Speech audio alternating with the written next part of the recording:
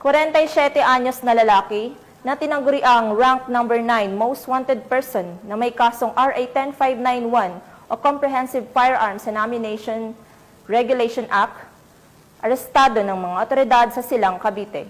Magbabalita dyan si Police Corporal Abigail Rojas.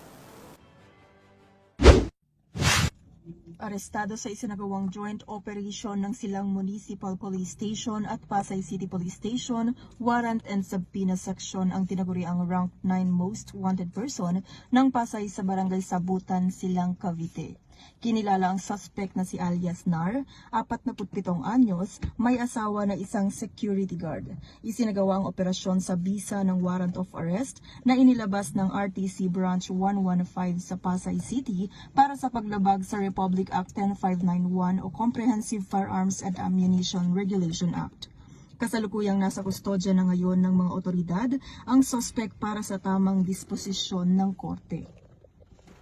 Mula dito sa Metro Manila, ako po ang inyong PNN correspondent, Police Corporal Abigail Rojas. Alagad ng batas, tagataguyod ng Balitang Pulis.